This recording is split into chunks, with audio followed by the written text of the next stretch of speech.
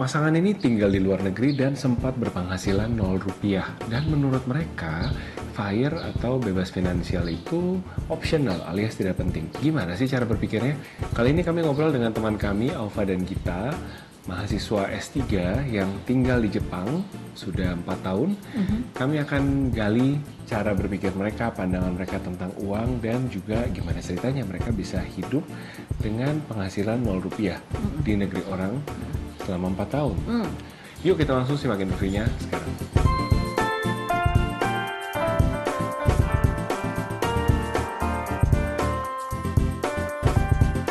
Apakah semua orang perlu frugal living? Nah, hari ini kami sudah kedatangan teman kami, Alfa dan Gita, jauh-jauh dari Chiba, Jepang, yang akan kami ajak ngobrol-ngobrol nih hari ini. Nah, sebelum kita ngobrol-ngobrol lebih lanjut, mungkin boleh kenalan dulu Alfa dan Gita ke teman-teman netizen. Oke, halo, aku Alfa, suaminya Gita. Sekarang usia 31 tahun. Sekarang profesiku selain sebagai suami ibu Gita dan ayah satu anak, namanya Benji, usia 5 tahun. Juga sebagai postdoctoral researcher di Chiba University. Sekarang kami tinggal di Jepang, di prefektur Chiba. Nama kotanya Chiba juga.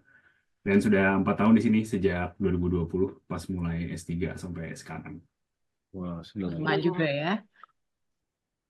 Ya, aku Gita tadi seperti yang dia bilang istrinya. Umur sekarang 30, di sela-sela waktu membesarkan anak kita yang umur 5 tahun tadi, aku juga kuliah di sini. Em, Bidangnya tuh brain imaging analysis dan tempatku research itu namanya Research Center for Child Mental Development. Ini konsorsium beberapa kampus di Jepang yang disebut United Graduate School of Child Mental Development. Aduh, Wow. berat, saya. Bapak sekolahnya apa? Deket. Oke, Oke. jadi luar biasa ya, pintar banget ya teman kita dua ini kayaknya. Makan apa sih dulu pas orok? Coba di-spill. Kita juga bingung kenapa mereka mau berteman sama kita ya. Kayak gini bener-bener Kita aja soalnya ya. nggak bisa, kita nggak bisa ini, nggak punya skill pindah-pindah kerja kayak Kosem, jadi cuma tahu doang. Belajar dan belajar. Oke. Oke. Boleh cerita mungkin lebih detail lagi gimana ceritanya bisa kalian end up in Chiba. Terus juga kelihatannya kan tadi Alfa bilang 4 tahun berarti cukup settle dong ya gitu. Journey awal mulanya gimana sih?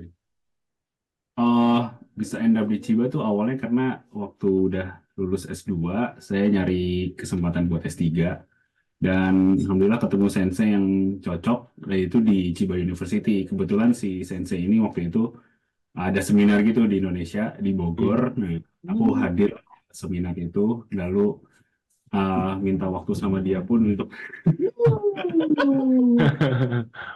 Hai Benji. ini Benji. Iya, Meiji. Siapa itu, Ben? Ingat ya, Tante Claudia sama siapa? Hai.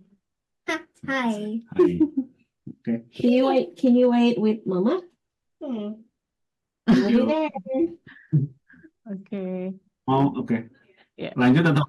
Lanjut Sorry aja ya, tadi Lanjut berarti sampai dari yang sebelum Benji masuk tadi iya, apa? Pak Bogor ya, Kak? Bogor di Ketemu Bogor. sensei. Oh ya tadi ya. Jadi sensei kebetulan ada seminar di Bogor, jadi kita ketemu. Dan ya, interview aja di sana. Ya waktu itu Benji masih kecil. Mm-mm. Ya pasti 2019 awal kita ketemu, terus ya, habis itu lanjut lagi email-emailan sama senseinya, ya alhamdulillah Januari 2020 langsung datang ke Chiba gitu. Oke. Kalau kita berarti pasrah aja ikut suami gitu pada saat itu. Nah, aku awalnya jadi emang dari Indonesia sebenarnya udah mempersiapkan waktu itu. Begitu kita tahu Aufa bakal ke Jepang, aku cari-cari lab yang sekiranya cocok sama aku untuk lanjut juga. Jadi udah ada prospek, tapi waktu itu belum ada keputusan untuk sekolah atau enggak. Cuma aku udah bikin koresponden sama dosen senseinya di sini gitu. Terus alhamdulillahnya sampai sini pandemi kan, outbreak. Jadi Benar. apa Pesawat COVID. eh, nggak bisa langsung mulai plan yang awal gitu. Hmm. Jadi aku sempat delay setahun dulu nggak sekolah di sini. Jadi ngurus Benji di rumah. Nah habis itu tahun ajaran berikutnya lah aku baru ngurus lagi lanjut sekolah. 2021 ya Bu ya? Heeh. Hmm. Tapi sebetulnya sih udah mempersiapkan dari sebelum pergi ke sini. Iya. Udah ada plan untuk kuliah lagi ya. Dan sekarang Alfa udah Kan Alfa PhD udah sekarang. udah lulus Congrats kan. ya. Congrats. Alhamdulillah. Dan udah kerja jadinya kan tadi sebagai researcher. Oke. Nah, tapi kan dulu sebenarnya sempat ada fase dua-duanya sekolah ya dan nggak ada income. Nah, itu kalian gimana menyikapinya? Gimana kalian surviving Strategi survivalnya gitu ya. those phase? Oke. Jadi selain ya pas kita dua mahasiswa ya alhamdulillah kita juga berdua dapat beasiswa. Jadi kalau boleh diceritain juga waktu awal jadi kan S3 tuh di College Jepang program 3 tahun ya. Dari 2000 waktu itu aku dari 2020 sampai 2023. Nah, alhamdulillah waktu semester 1 dapat beasiswa dari kampus. Terus dapat waktu semester 2 sampai semester 6 dapat beasiswa dari pemerintah Jepang atau biasa disebut MAX atau Monbuka Gakusho mungkin itu yang dikenal sama orang Indonesia. Terus nah beasiswa ini mengcover admission fee, tuition fee dan juga living allowance. Nah, dari living allowance inilah yang kita gunakan untuk sehari-hari. Ya, Be. Dari bayar sewa unit, belanja bulanan, biaya tagihan seperti gas, listrik, air, internet, paket data, biaya daycare Benji. Kalau untuk transportasi kita seringnya naik sepeda ya dari rumah ke kampus sekaligus untuk drop dan pick up Benji di daycare. Kecuali kalau ya kita lagi jalan-jalan aja atau ke Tokyo area misalnya baru ada pengeluaran untuk kereta atau bus atau taksi. Selain itu untuk pengeluaran di Jepang juga kita harus bayar asuransi kesehatan ya. Tunjangan Wajib pensiun dan kayak juga gitu. pajak yang ya besarannya tergantung pendapatan. Tapi ya saat kita masih mahasiswa ya Ya, meskipun dianggapnya kita kita dapat beasiswa manusia tidak berpenghasilan kan. beasiswa ini dianggap sebagai pendapatan oleh pemerintah. Jadi pendapatan kita dihitung nol sehingga kita nggak perlu bayar pajak. Bisa apply exemption untuk tunjangan pensiun dan tapi tetap bayar Ya, asuransi kesehatan tetap ada dengan kontribusinya. premi yang paling murah. Tapi kalau dengar-dengar di Jepang bagus banget sih ya. Misalkan untuk asuransi kesehatan gitu, walaupun bayar tier yang paling murah, tapi tetap coverage-nya sama aja gitu ya. Mereka tuh memang Iya, benar. melihat Di dari sini income aja ya. Ya nggak ada Yes. golongan-golongan kayak kalau bayar yang X berarti kelas 1, kelas 2, kelas 3 itu nggak ada. Jadi yang membedakan tuh emang keadaan finansial masing-masing keluarga. Jadi kita akan ditagih sesuai dengan pendapatan keluarga household ya. Hitungnya tuh jadi household income gitu. Jadi walaupun kita tuh cuma bayar 3.000-an yen sebulan, which is kayak 300.000 rupiah untuk bertiga sama anak, itu tuh sama aja kayak kalau orang yang bayar full dia udah kerja di sini yang mungkin premi asuransinya bisa 20.000 yen, 2 jutaan gitu. Coverage yang kita dapat sama. Kita cuma iya ya, 5% dari pendapatan biasanya tuh untuk kesehatan. Pukul rata gitu ya. Ya, dan dia modelnya di pool tergantung si perusahaan atau tempat dia kerja itu mau menampung dananya itu di mana. Mereka masing-masing punya kayak mutual aid semacam itulah. Nah, karena kita dianggapnya tidak berpenghasilan, nggak punya perusahaan, makanya kita ikut mutual aid-nya kota gitu. Oke. Jadi sumber dananya bisa beda-beda, tapi sebetulnya nanti akhirnya tuh ke sistem kesehatan Jepang yang sama gitu. Yes. Oke. Nah, berarti sempat ada fase yang tidak ada penghasilan ya, berarti cuman dari beasiswa aja. Nah, tapi kalau dari segi pengaturan uangnya tuh gimana sih? Mungkin boleh diceritain sedikit nih. Maksudnya kalian tuh sebenarnya tipe yang lebih ke frugal kah? Atau misalkan tipe yang Enjoy life aja kah? Atau mungkin kalau berkenan bisa di-share mungkin sama rekan-rekan atau teman-teman biar ada gambaran nih, misalkan dari 100% apa ya, income atau ya beasiswa atau allowance yang didapat, apakah masih bisa nabung gitu ya, nabungnya mungkin kurang lebih berapa persen dari itu atau kayak ya cukup aja gitu dari bulan ke bulan atau gimana? Mungkin Alfa mau cerita tentang housing kita dulu ya, karena biasanya Hmm. porsi paling gede di Hmm. pengeluaran kan di tempat tinggal. Iya, Hmm. tadi kan dari yang apa yang udah aku sebutin tuh ada salah satu pengeluaran kita kan dari biaya sewa rumah itu ya. Hmm. Dan di Jepang tuh untuk rumah sebenarnya banyak opsi tempat tinggal ya untuk teman-teman mahasiswa baik yang single maupun yang bawa keluarga dengan ukuran dan biaya yang bervariasi. Ada ya sewa apartemen via agen atau Fudosan misalnya atau via kampus, dan ada juga yang program apartemen subsidi dari pemerintah prefektur, provinsi atau dari pemerintah kota.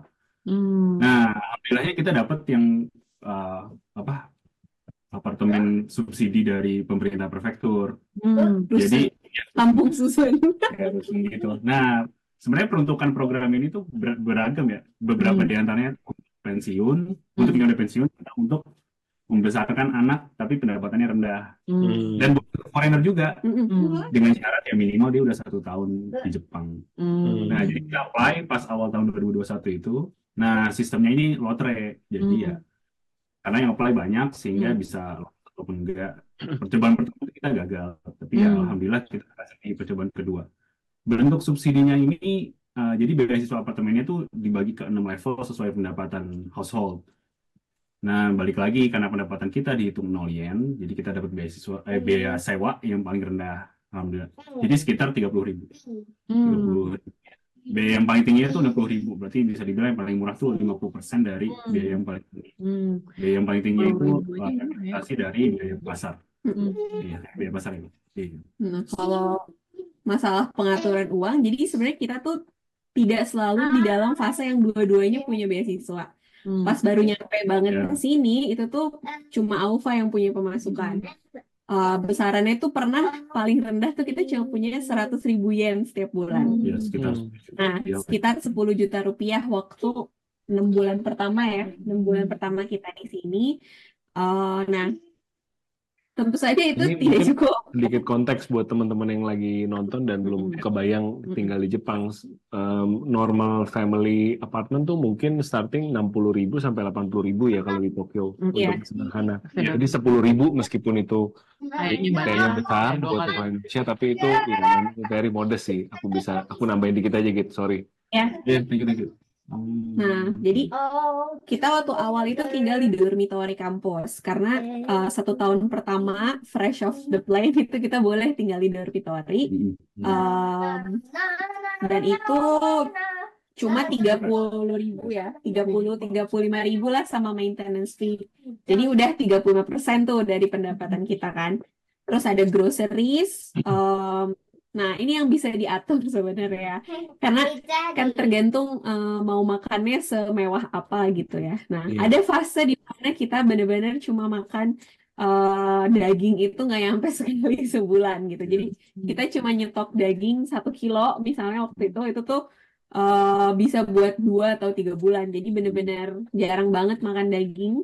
Paling makan ayam, terus tahu, telur gitu, dan itu bisa ngatur untuk ngurangin budget makan gitu. Terus kita nggak pernah jalan-jalan jauh yang perlu transportasi banyak gitu, kemana-mana kita jalan. Pokoknya cari hiburan yang terdekat lah yang bisa kita dapetin tanpa keluar ongkos gitu. Terus tapi masih ada kok hari-hari kita makan di luar gitu, masih ada. Terus masih juga ngasih hadiah ke teman gitu ya, walaupun ya diadjust aja kita bisanya ngasih Mainan apa, benji. mainan benji gitu. Kita cari ke ada namanya book off, house off gitu ya, kalau teman-teman di sini suka cari-cari tahu. Itu tuh Second hand toko store gitu. second hand store.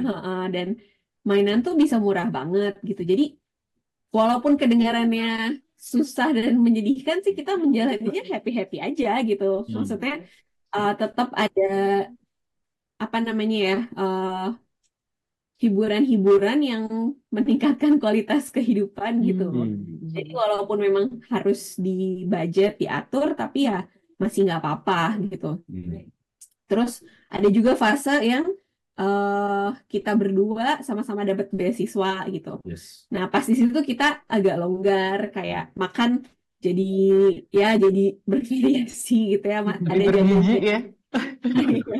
ada sebenarnya lebih ke bukan gizi sih, kalau gizi kita tuh nggak pernah Iya, sekompromi iya, iya. itu ya, Tapi lebih maksudnya bervariasi kali ya tuh ininya. lebih kayak yang biasanya kemahalan lah beli buah itu, beli buah yang ya nih kayak kita masih bisa splurging nih dikit nih, beli buah yang agak mahal kayak gitu-gitu, terus ngasih hadiah ke teman, ke keluarga bisa lebih banyak Yes.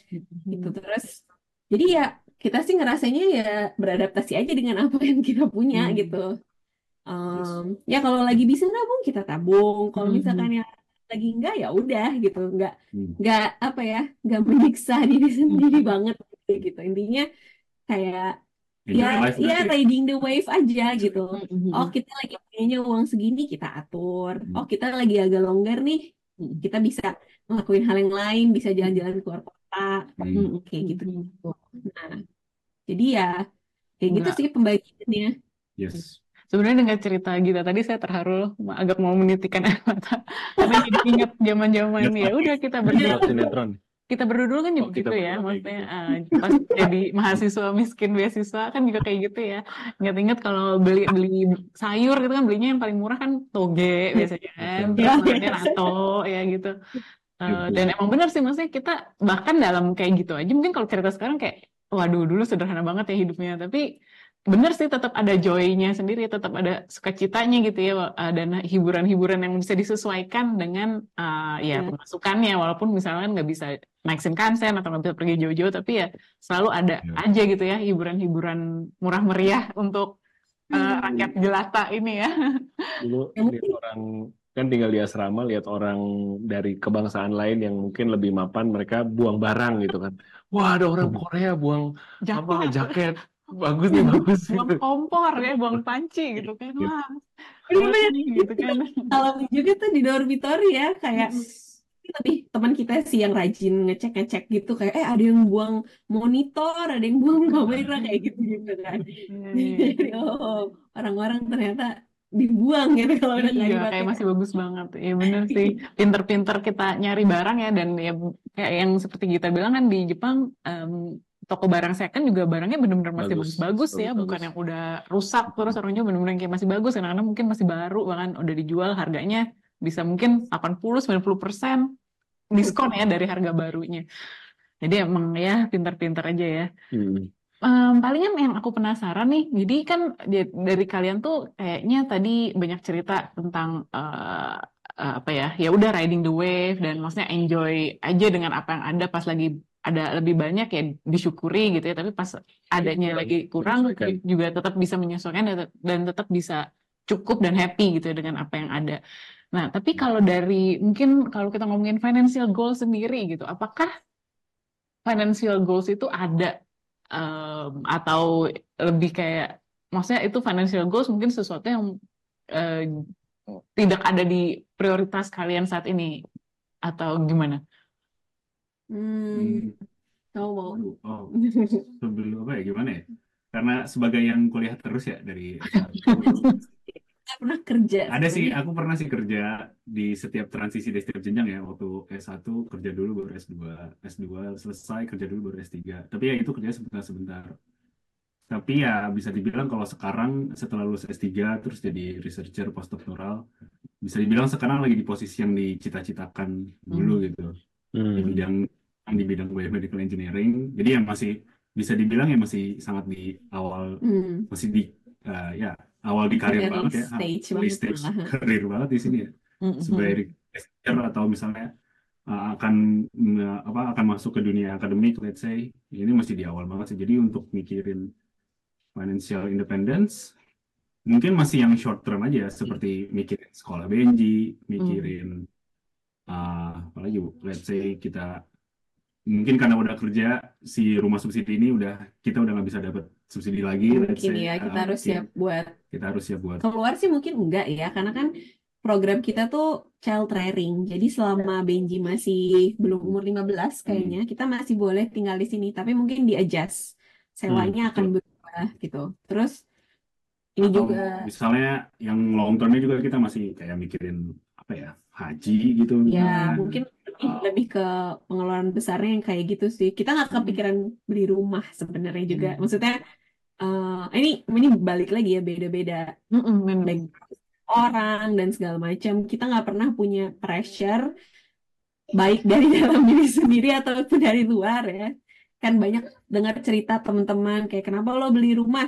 Ya biasalah disuruh orang tua kalau masa kerja nggak ada hasilnya kayak gitu-gitu. Nah kita nggak pernah punya pressure kayak gitu. Jadi buat saat ini juga nggak ngelihat kebutuhan harus beli rumah gitu karena ya kita masih oke-oke aja kok renting gitu di sini. Terus kalaupun balik ke Indo masih ada orang rumah orang tua kita berdua gitu. Jadi kita nggak berpikir kayak harus punya rumah sendiri gitu di suatu tempat sekarang belum. Jadi ya jadi mungkin financial goals kita sih ya masih yang short term aja dan Tapi mau buat mikirin sekolah BJ juga, sekolah BJ kan panjang ya, misalnya iya sampai dari kita mikirin SD-nya, lanjut lagi SMP, SMA, kuliahnya misalnya. Masih apa goal finance-nya itu masih Iya. rely on kebutuhan anak sih sekarang ya. Iya, mungkin juga karena secara pendapatan kan belum yang terlalu leluasa untuk kayak saving banyak juga kan. Jadi ya pokoknya ya sedikit-sedikit aja. Yang penting eh apa namanya ya kebutuhan hidup Iya, iya. kita sekarang yang basic dan fundamental tuh terpenuhi aja dulu Iya, gitu. karena itu juga karena saya kan udah dapat salary misalnya dari employer, nah itu jadi bracket kita di pemerintah tuh udah naik juga, jadi kita udah nggak consider as zero yen Iya. lagi gitu.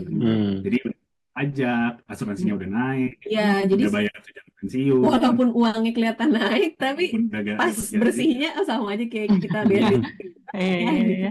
Iya gitu. Jadi ya Bedanya sekarang kita berkontribusi ya, nggak cuma nerima doang. Iya. Udah ikut berkontribusi kepada masyarakat ya, biar Memajukan perekonomian Jepang. memajukan perekonomian Jepang dan Chiba, kebanggaan. Jadi putra kebanggaan Chiba ya. Putra daerah Chiba. kan pajaknya balik ke beasiswa juga ya misalnya. Iya, benar.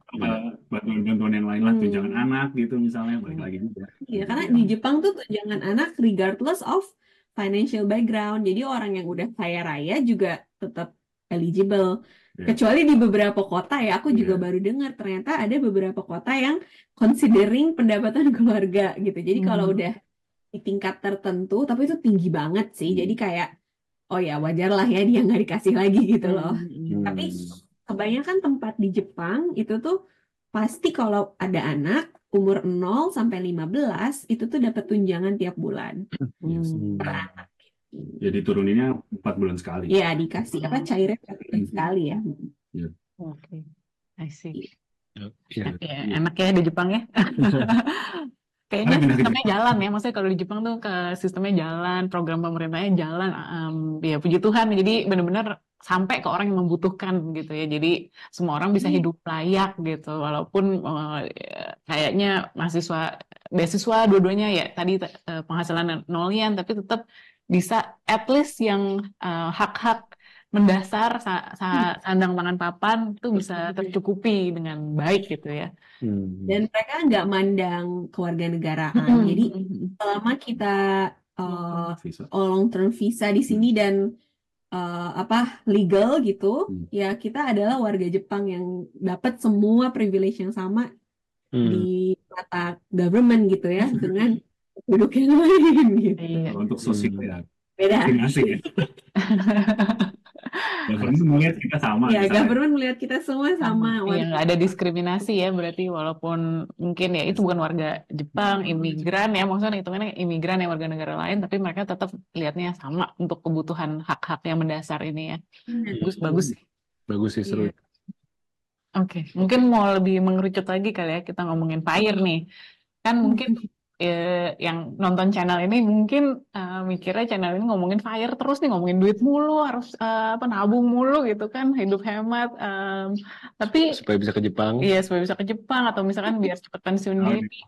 Tapi ya kan kemarin sempat ngobrol-ngobrol juga ya sama Gita sama Alpha of the Camp, dan menarik buat aku pribadi, menarik mendengar sisi lain gitu, bahwa ternyata tidak semua orang itu perlu FIRE atau bahkan butuh FIRE gitu ya. Nah, mungkin boleh diceritakan langsung kali ya oleh narasumbernya langsung di sini Gita Alpha, pandangan kalian mengenai FIRE itu seperti apa sih, dan seberapa menarik ya mungkin konsep FIRE itu buat kehidupan kalian sekarang dalam situasi kondisi kalian sekarang.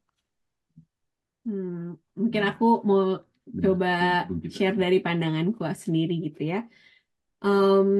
Kalau aku ngelihatnya, yang poin paling krusial dari FIRE itu kan sebenarnya bukan sekedar pensiun udah nggak kerja terus punya uang gitu kan, bukan cuma sekedar itu gitu, tapi itu kerasa bebas dan merdeka gitu kan, kita bisa jadi diri kita sendiri, menentukan mau ngapain, apa yang kita suka, itu kan sebenarnya yang orang cari gitu dari FIRE ya, entah dia mau ngelakuin hobinya kah, atau misal dia punya venture yang lain gitu kan. Nah, jadi menurutku kebebasan, kemerdekaan ini tuh bisa dicapai dengan berbagai cara gitu.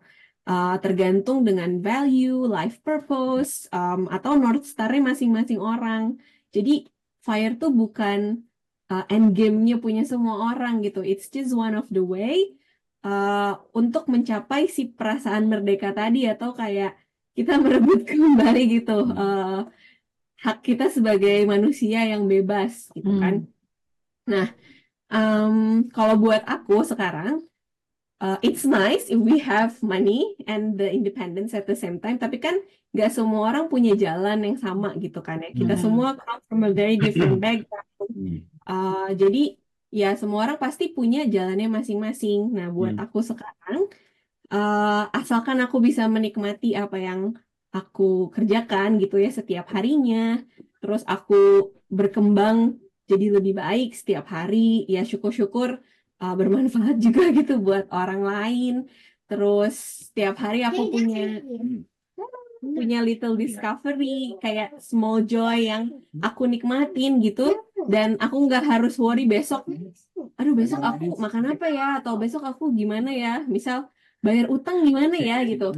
Itu tuh udah cukup buat aku gitu. Aku nggak worry about what tomorrow will bring. Nah, buat aku itu aku udah merasa merdeka gitu. Jadi saat ini sih aku nggak ngerasa aku butuh FIRE, karena even without the FIRE, I already have my independence gitu. Aku udah merasa aku udah bebas gitu.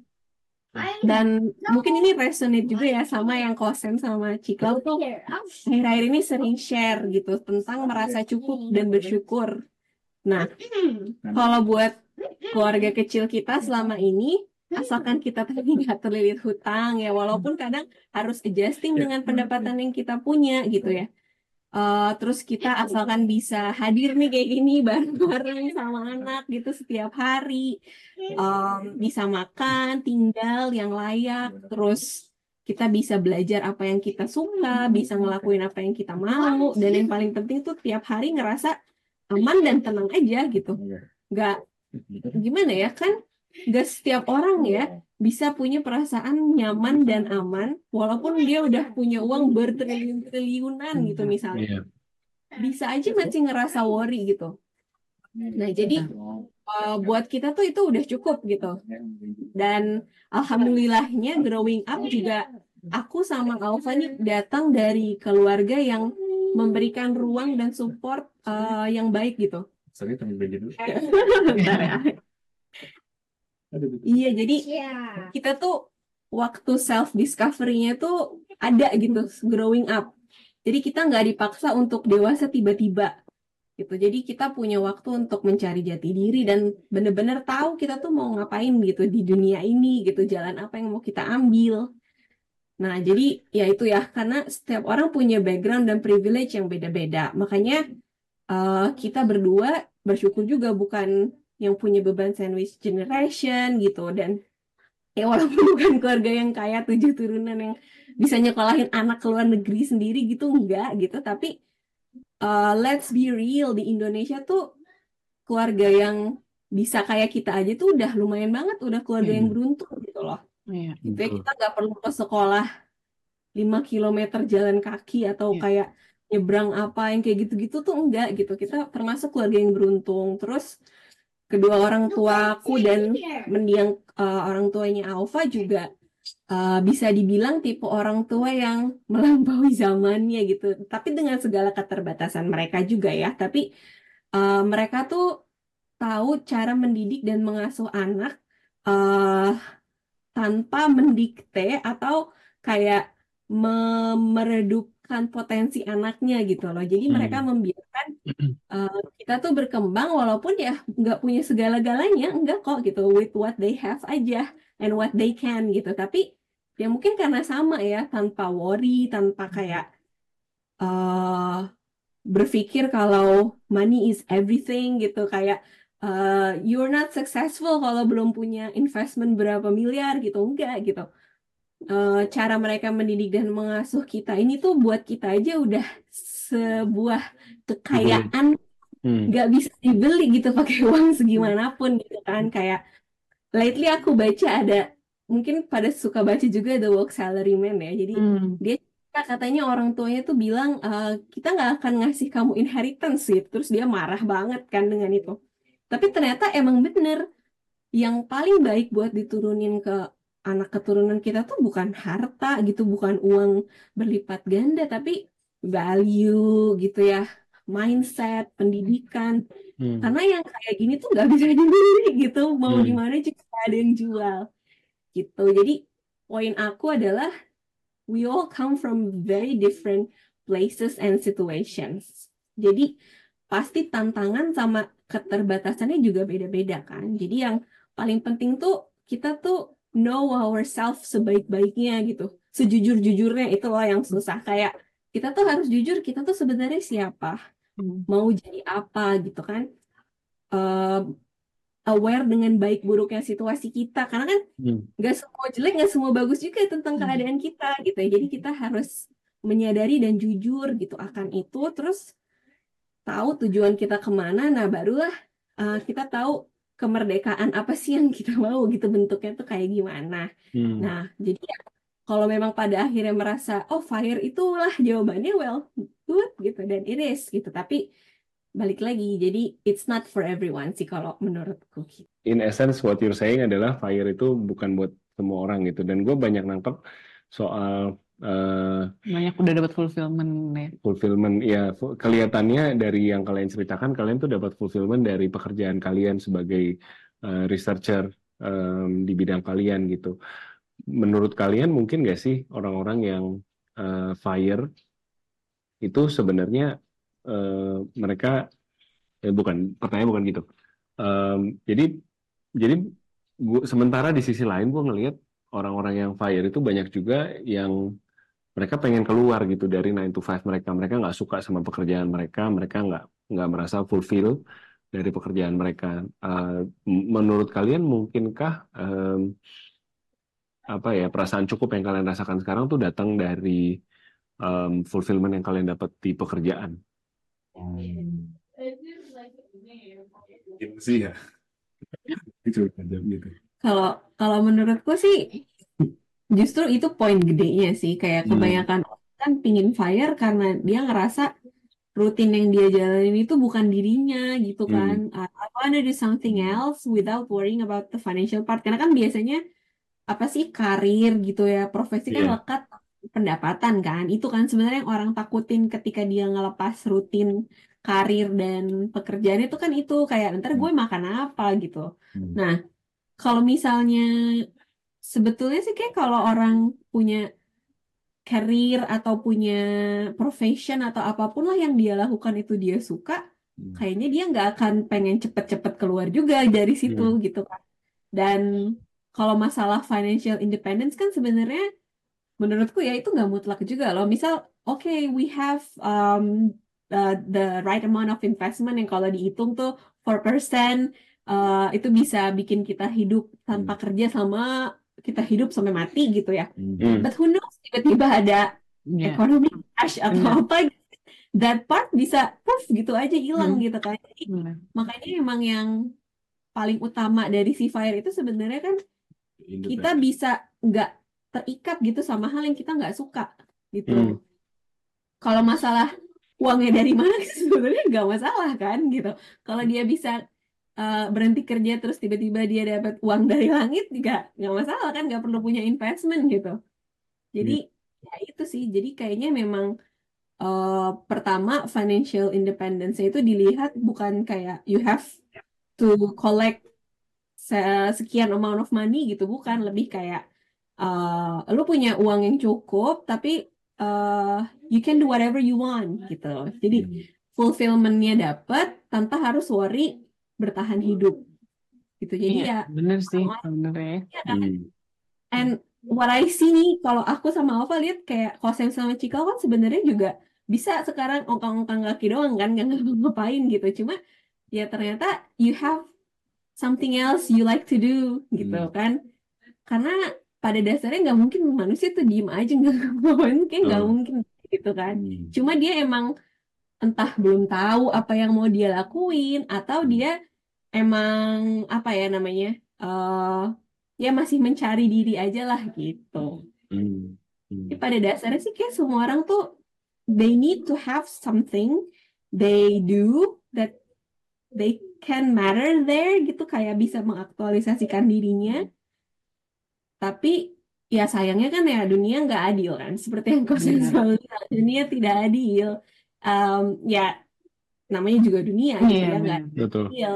Jadi nggak semua orang punya keberuntungan yang sama untuk bisa nemuin dirinya, untuk tahu dia ngerjain apa, atau kayak the system or their surroundings gitu kan. Ya alhamdulillahnya aja kita punya option buat cari tempat yang emang seperti yang kita inginkan gitu ya.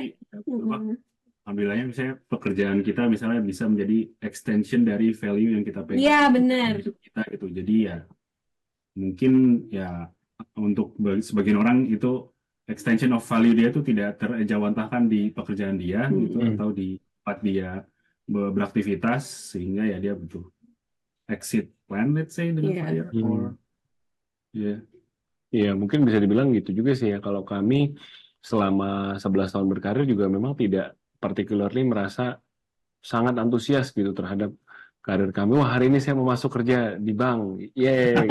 Dan melakukan perubahan yang memberikan apa, mengubah dunia jadi lebih baik gitu, kayaknya kayak juga Penting sih. perubahan. Kayak hari ini saya akan ngarsip file karyawan ada 200 file. Yes, gitu kan, tidak gitu ya. Jadi mungkin itu juga satu privilege yang ya tadi ya, kalau orang dulu bilang sesuai kerja sesuai passion, kalau sekarang mungkin tadi pakai Sesuai bahasanya Ova panggilan. sesuai apa extension of value tadi kan.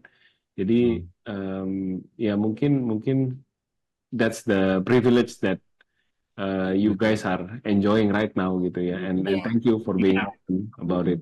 Ya mungkin ini mengingatkan juga sebenarnya sama Maslow yang hierarchy itu loh. Hierarchy of needs ya. Hierarchy of needs. Maksudnya kan emang di bagian paling bawah kan harus ada yang kandang pangan papan dulu tuh yang udah mendasar ya. Baru kan di atas kita baru bisa ngomongin tentang self fulfillment gitu. Sebenarnya ini juga kenapa kami berdua tuh semangat banget untuk mengejar financial independence atau financial stability, karena kami mau generation that comes after us itu bisa fokus mikirin self fulfillment-nya itu gitu loh, tanpa harus khawatir misalkan bayarin utang orang tua gitu, atau harus tanpa khawatir besok gue makan apa, sekolah di mana, hal-hal seperti itu sih yang sebenarnya kita kejar gitu ya untuk financial independence. Dan mungkin banyak orang berpikir FIRE itu kayak, waduh uangnya kayak banyak banget gitu kan, mungkin kebayangnya kayak berapa puluh M gitu, atau belas M, atau mungkin berapa T gitu kan. Tapi kadang-kadang ya itu balik lagi ke gimana kita menata hidup dan merasa cukup gitu ya. Karena bener banget seperti yang tadi kita bilang di awal, bisa aja orang yang punya uang misalkan berapa T pun gitu ya, tetap bisa ngerasa nggak cukup gitu ya, tetap bisa ngerasa hidupnya tuh mencari sesuatu lah gitu ya, jadi kayak nggak happy gitu from inside. Tapi sebenarnya kalau kita tahu rasa cukup kita di mana, yang kita happy apa, yang membuat kita happy apa, sebenarnya ya kalau dilihat nominalnya sebenarnya mungkin kalau kita buka uang kita sebenarnya cuma segini, mungkin juga orang-orang banyak yang bilang yang bener cuma segitu lu happy, lu cukup gitu ya. Tapi ternyata buat kami segitu aja cukup gitu. Dan walaupun kami nggak sampai enak banget atau hit banget 9 to 5, in fact kami bersyukur ya untuk karir yang sudah Tuhan berikan gitu, karena ya memang itu membawa kami ke titik yang kami ada di hari ini gitu, financial stability, yang dulu aku growing up tuh nggak pernah nyangka gitu ya bisa beli rumah gitu kan, bisa beli rumah sendiri, bisa nggak usah ngutang saudara, bisa nggak ada utang kemana-mana. Itu sesuatu yang bahkan aku nggak pernah ada gitu loh di kepala aku, dan aku bersyukur banget gitu untuk hidup hari ini, dan itu kan semua berkat ya berkarir 9 to 5 kami ya. Jadi walaupun mungkin not exactly the passion job that we were seeking gitu, tapi I personally I did enjoy my life in corporate, and I'm thankful for that chance. Jadi ya sekarang sih lebih kayak memperbaiki gimana caranya biar Hana bisa ya udah fokus in finding her place in the world gitu kan. Jadi gimana dia bisa ya kayak Gita tadi bilang, tahu sebenarnya yang dirinya sendiri mau apa gitu ya, dan dia bisa ya mungkin kerja sesuai dengan panggilan dia gitu ya. Ya jadi ya menarik banget sih ya, maksudnya kalau dilihat benar-benar orang nggak ada satu prinsip yang mutlak gitu mungkin ya. Kalau aku ngelihatnya cara hidup orang, cara hidup kita melihat uang atau mengatur uang bisa beda-beda banget, dan kayaknya memang nggak ada yang benar, nggak ada yang salah, karena tergantung banget nih sama situasi kondisi tiap-tiap kita. Tergantung banget mungkin juga dengan personality gitu kan. Mungkin ada orang yang sukanya planning gitu kan, ada orang yang memang sukanya go with the flow, dan itu nggak ada yang salah sih. Yang penting kan kita tahu diri kita itu, kenal tadi kayak kita Dan bilang. mungkin yang nggak kalah pentingnya being responsible itu Ya, ya. being Jadi nggak responsible. nyusahin orang itu dengan gaya hidup yang kita pilih. Dan kita enjoy ya. Iya. In any way, jangan nyusahin orang dengan gaya Iya, hidup. iya. Benar-benar. Dan ya enjoy our life, yang jadi kan bisa menjalani hidup seperti yang kita mau dan seneng gitu ya dengan gaya hidup itu tuh, I think it's the greatest privilege. Nah mungkin ya. Yeah. Any thoughts buat teman-teman yang menonton, mungkin boleh share tips buat I don't know hidup di Jepang, atau mungkin pursuing career as a researcher gitu. Ada nggak mungkin Mungkin ini tips-tips dari kalian? viewing life in general, Iya, in boleh juga. pursuing happiness and or fulfilled gitu. Ya, sedikit dari Alfa, sedikit dari Gita gitu. Apa ya, manusia yang bahagia adalah manusia yang bersyukur. Jadi ya Wes, mantap sekali. tips yang paling utama adalah ya itulah bersyukur. Emang ya susah sih, apa ya, step by step lah, sabar dan bersyukur untuk setiap keadaan, untuk setiap tantangan, untuk setiap apa ya, kemudahan. Nah itu yang kita dapat ya, semuanya harus kita hadapi dengan sabar dan tetap bersyukur. Amin.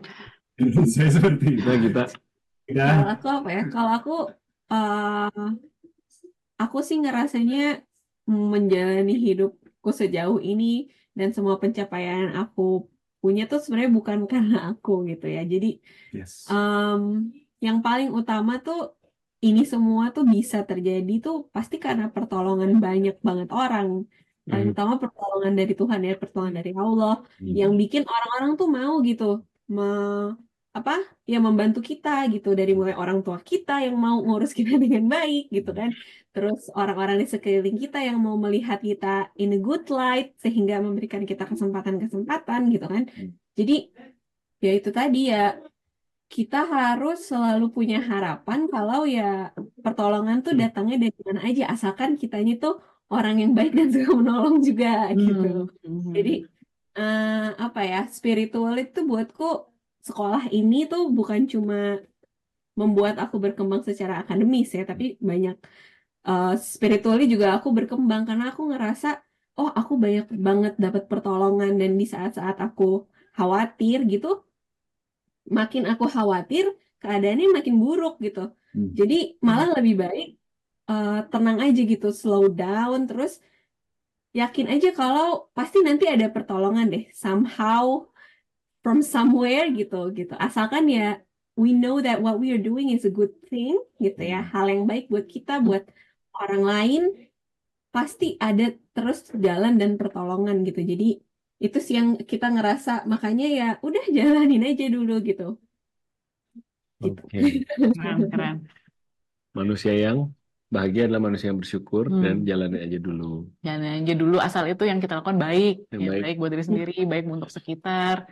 Mudah-mudahan ya, maksudnya biasanya sih dibukakan berkat-berkatnya, ada berkatnya ya, ada pintu-pintunya. Oke, Gita dan Ova, thank you so much. Kita, kalau teman-teman mau nanya-nanya ke kalian atau mau kenal kalian, atau kalian tidak mau dikenal, anonim saja. Blur dong. Bisa kemana? Apakah ada akun IG atau email atau ada website yang Iya. kita bisa cari kalian? Oke. Atau mungkin email kali ya, kalau mau lebih private kan lewat email ya, boleh.